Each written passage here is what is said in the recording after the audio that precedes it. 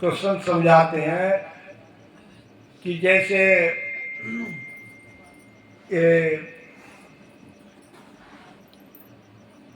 एक तोता और कौआ में दोस्ती थी और इतनी घनिष्ठ संबंध था कि जहाँ तोता जाता था वहीं कौआ जाता था, या कौआ जाता था वहीं तोता जाता था। उड़ करके दोनों साथ साथ उन्हें इतना प्रेम था। एक दिन उस तोता से कौआ कहने लगा कि चलो भैया गोला का दूध पिया। अब वो गोला का दूध पीने के लिए जब उसने कहा तो तोता कहने लगा भैया चलो, इतना प्रेम था। अब वो जैसे ही गोला का दूध पीने के लिए कौआ उड़ा, तोता उड़ा और जा कर के सेमर के भट्टा पे बैठ गया। जो भट्टा आए उस भट्टा पे बैठ गया। जैसे ही तोता और कौआ दोनों एक एक भट्टा पे बैठे, अब जैसे कौआ ने चोंच मारी उस भट्टा में, ऐसे ही तोता ने मारी। अब कौआ की चोंच होती है कठोर, कड़वी होती है, और तो उसकी चोंच तो टूटी नहीं, लेकिन जो तोता की चोंच थी वो पतली होती है, नरम होती है, तो लिहाजा उसकी टूट गई। जब चोंच जैसी मारी टूट गई, अब वो पछताता है। क्या बताएं, आज इस कौआ का साथ ना करते तो हमारी चोंच नहीं। ऐसे ही ठीक हमारी गति है। हम पूरी जिंदगी एक जड़ की पूजा करते रहे और श्वास रूपी पूंजी में उस परमात्मा का गुरु भक्ति नहीं की, तो जब दुख पड़ता है तो क्या कहते हैं, हमने राम का भजन नहीं किया। सारी तो पछताते हैं कि इनका ऐसा साथ किया कि हमारी ये सारी काया नरकों में चली गई। तो इसीलिए हमें पछताना होता है। तो इसीलिए हमारा ये पश्चाताप कब नहीं होगा, जब हम श्वास रूपी पूंजी में भेद से सेवन करेंगे। जो भी सेवन करेगा, क्यों अपना कोई है नहीं। एक दिन हम जो पूंजी को हम खत्म कर देते हैं, कायम हमारा ये पति है, हमारे बाप है, ये हमारा बेटा है, ये हमारी सारे परिवार है, इसी अहम भाव में पूरी श्वासों को निकाल देते हैं। अब भजन नहीं करते हैं तो कोई किसी का नहीं। अंत में वही क्या काम करते हैं, हमें एक तन पर कीमती चीज है उसको भी निकाल लेते हैं और एक दिन हमें जला देते हैं। अपने अपने जो कहते थे वो ही एक दिन इस काया को भी जला देते। और चेतन निकल जाने पर एक काया मुर्दा हो जाती है, इसको रख नहीं सकते। तो इसीलिए हमें ये जो श्वास रूपी पूंजी दी है, इसमें भजन करना चाहिए, इसी का पश्चाताप करें। अगर इसका भजन पश्चाताप नहीं करेगा तो जितना दुख दे इस शरीर को काल, ये जमराज, ये कर्म, ये कम है। गागर फोड चली घर रीति, पछतावे पेण्यारी, खोयो द्रव्य जनमयो हारो ज्यों जुआ खेल जुआरी। राजस्थान में दूर दूर पानी मिलता तालाब में। अब वो एक एक दो दो तीन तीन मटकी रख करके जो स्त्रियां जाती हैं पानी भरने के लिए, अब वो रास्ते में फूट जाए, गिर जाए, तो वो पछताती हैं कि इतनी दूर से तो पानी लाकर लाए और रास्ते में वो फूट गई। अब सारे घर वाले प्यासे होंगे तो वो पछताती है।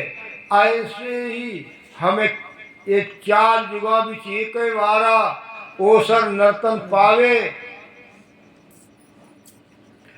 सतगुरु बिना मिला जीव सूना, फिर 84 जावे। अगर ये चार युगों में एक बार मनुष्य मिलता है और उसमें भी हमने सतगुरु की शरण नहीं ली, एक श्वास रूपी पूंजी में राम नाम का भजन नहीं किया, तो फिर हमें 84 में पछताना। यहाँ भी पछताएगा, 84 में। तो ऐसे ही वो द्रव्य खोने पर प्रणाली पछताती है, ऐसे ही ये श्वास रूपी द्रव्य खोने पर ये जन्म हार जाता है। मनुष्य तन दोबारा नहीं मिले, क्यों भजन किया नहीं। श्वास में भजन करता तो लेखे में आती, मनुष्य तन देता, वो लेखे में है नहीं। तो सारी आन भक्तियां की, परमात्मा से बेमुख रहा। ये आत्मा कभी भी श्वास में भजन नहीं किया इसने, तो इसे पछताना। पर मूलक पाछी पछतायो, मेरो मीतन कोई, दूर दिशांतर घट घाटा संग भी कन दोई। परमुलक पक्षी, एक पक्षी पहुंच जाए उड़ते उड़ते परमुलक में, तो वो वहां देवता मेरा कोई हितैषी नहीं। ऐसे ही ये हमारा जीव पक्षी है, ये हमारा देश नहीं, ये तो परदेश है। इस परदेश में कोई हितैषी नहीं, और जो हमारा हितैषी है उस सतगुरु की शरण ली नहीं, श्वास में भजन किया नहीं। तो महाराज कहते हैं जब अपना समझता था, तरह तरह से प्रेम जो संसार में किया उसने साथ दिया नहीं, और जो अपना था, जो हम गुरु की शरण गए नहीं, भजन किया नहीं कभी श्वास में, जो श्वास लेकर के आए वो अपना साथ देती है, उसमें आत्मा ने शरण ली नहीं। तो महाराज कहते हैं इस आत्मा को पछताना। ये पंचभूत काया है, जो इसको दुख जितना मिले कम है। ठगा ठगो मुसाफिर रूनो, द्रव्य संचो हम खोयो, झूठ कपट को मिटा ठग लीनो, काम विषय रस बोयो। ठगा ठगो मुसाफिर रूनो, कोई ठग रास्ते में अपनी सारी पूंजी इकट्ठी की हुई और ठग लूट ले उसे मुसाफिर के लिए, और जब वो मुसाफिर लौट करके आए, वो ठग ले सारी संपत्ति, तो वो पश्चाताप करता, हमने इतने जन्म इकट्ठा किया, ये पूंजी इकट्ठी की पूरी जिंदगी, और एक क्षण में ठगों ने ठग ली। ऐसे ही ये हमने कितनी पूंजी लाए, 76 करोड़ ये श्वास रूपी पूंजी लाए, और ये झूठ में सारी आन भक्तियों में, जड़ की भक्ति में पूरी मिटा दी। भजन सारी श्वासें निकल गई। जो कबीर साहब कहते हैं कि देखो अभी इन्होंने हर जो सुनाई थी, कबीर साहब कहते हैं कि वो नाचती है, तमाशा करती है खेल, तो वो जब गुड़िया नाचती है तो उसमें तो वो सारे धुलिया ढोल बजाता है, और सब का नाम जो है देखने वाले देखते हैं, और वो रस्सा पर नाचती है, लेकिन उसकी सुरती कहाँ होती है, किसी पर नहीं जाती है। वो सब अपने स्वार्थ के बस काम तो करती है, लेकिन सुरती उसकी उस बांस पर लगी रहती है। जरा सा बांस, उसी बांस पर सुरती रहती है। जरा सा देखो कभी कोई नाचती हो तो वो का नाम जरा सा इधर उधर खिसकाती रहती है, जरा सा बल आया बांस में, उसी से बैलेंस बनाती है, रस्सा पर नाचती है। ऐसी हमें श्वास में कहता हूँ कह जात हूँ, बजा बजा के ढोल, और श्वास श्वास में जाते हैं 3 लोग को मोल। कबीर साहब कहते हैं इस श्वास में 3 लोग के मोल के बराबर एक श्वास, और इस श्वास को हमें सुरती को लगाना चाहिए कि हमारा भजन होता है कि नहीं होता है। जैसे लोहा लोसरिया में उपमा दे करके बताते हैं कि वो न्याही पर रखता है, और वो सारे घन की चोट लगाता है, उसके सारे मैल को झाड़ करके और वो तरह तरह के नंग बना देता है। ऐसे ही श्वास को जब तक हम नाभि पर निहाई है उस पर ठोकर नहीं लगाई, तब तक कर्म भस्म नहीं, कितना कुछ भी करे। क्यों? ये ब्रह्म भक्ति है। ये जब वो श्वास में ठोकर लगेगी तो सारे कर्म भस्म। इसीलिए ये ऊर्जा, इसे ऊर्जा ऑक्सीजन कहते हैं, इसके ऊपर पूरी हमारी पीड़ा टिका हुई है। तो इसीलिए महाराज कहते हैं कि वो श्वास हमने कपट में, आन भक्तियों में, झूठ में, एक कुमति में। देखो कुमति कैसी है। महाराज कहते हैं भांग तमाकू अमल तियारो सुरे पांसु हेत, अब कहे कबीर नरका पड़े मात पिता गुस्से। चाहे माता हो, चाहे पिता हो, चाहे गुरु हो, चाहे शिष्य हो, सब नरकगामी होते हैं। ये इस ऐसी सुंदर काया में जो भांग तमाकू अमल तरह तरह के नशा पत्ता करता है, तो महाराज कहते हैं वहाँ छूट नहीं है। वो जितना दुख दे काया को, जो कर्म बंधन किए नरकों का सामना करना। इसीलिए महाराज कहते हैं कि जो तरह तरह के विषयों का पान करता है, तरह तरह की कामनाओं में पड़ता है, रस का भोग, विषय रसों का भोग करता है, उसे भोगना पड़ेगा। तो महाराज कहते हैं कि सतगुरु शब्द दियो नहीं सिमरो, गाफिल जन्म गमायो, झूठी गला गाँव में रोली खेत चिड़किला खायो। अब सतगुरु शब्द दियो नहीं सुने। उस सतगुरु ने वहाँ कौल करके आए कि दिवी सूज सारी लियो गर्भ बाचा है, तो वहाँ गर्भ में एक वचन दे करके आए कि करी दीवी मिनखा दे करो बोल साचा, कि मैं मुझे मिनखा दे और मैं तेरा निमस मात्र एक श्वास खाली नहीं करूँगा, राम नाम का भजन करूँगा। और वो सतगुरु का शब्द आपने यानी भजन नहीं किया, वो वादा को आपने नहीं निभाया, तो महाराज कहते हैं झूठी गला गांव में रोली।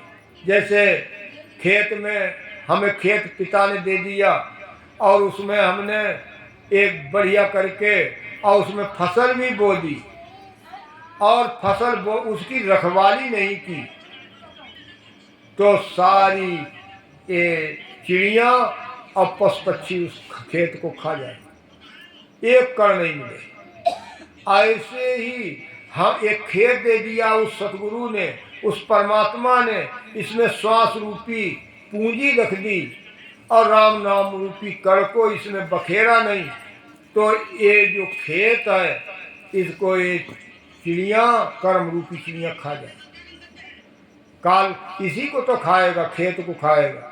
इसीलिए संत लिखते हैं कि भजन बिना सब कर्म रे उड़ उड़ लागे आए, और जिस सुने खेत को मिरग ढोर चर जाए, मिरग ढोर चर जाए सो खेत भरीजे, और नित्य नेचल बास हर्ष केला नित कीजे। भजन रुखा लो जे गहे मिरग खेत नहीं खाए, भजन बिना सब कर्म रे उड़ उड़ लागे।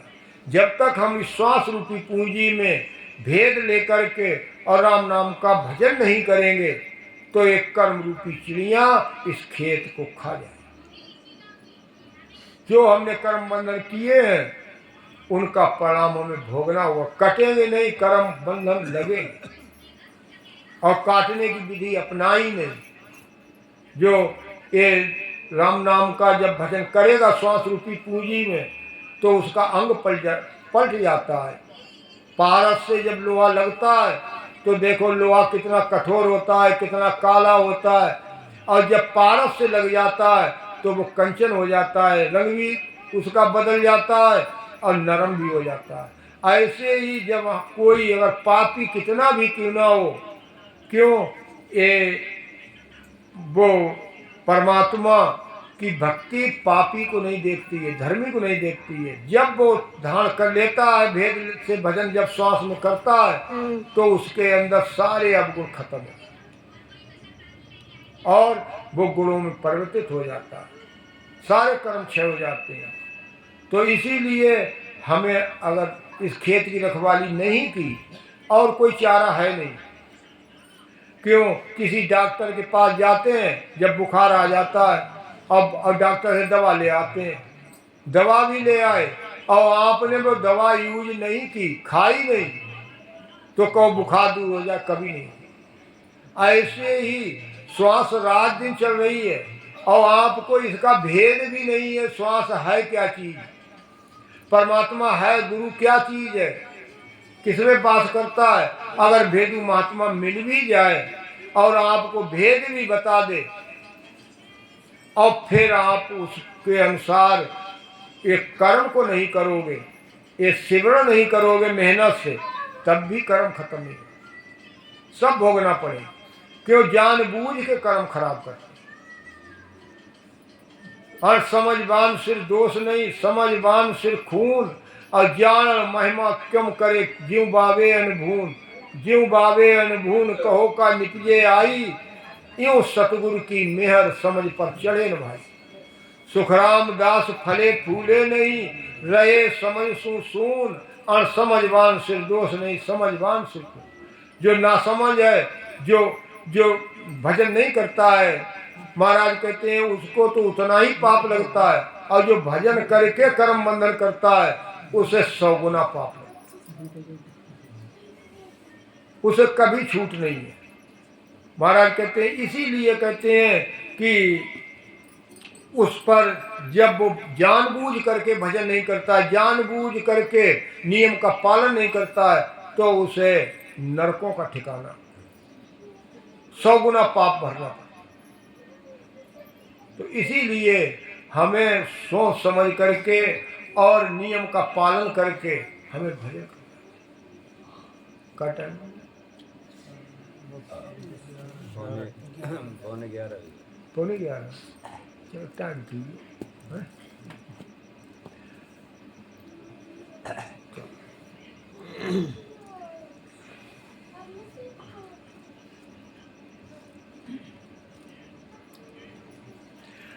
बांधा ओ जोगा मोहे ना जाने, बांधा ओ जोगा मोहे ना जाने, आगम देश का मैं उपदेशी, आगम देश का मैं उपदेशी, ये माया रस माने रमाए, माया रस माने, बांधा यो जग मोहे न जाने,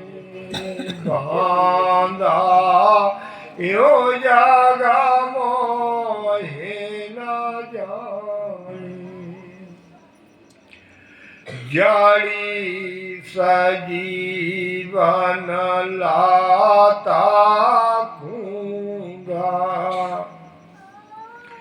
जाड़ी जमरो जोर ऐसो जावर काल कसाई, तीन लोक चोण खावे ऐसो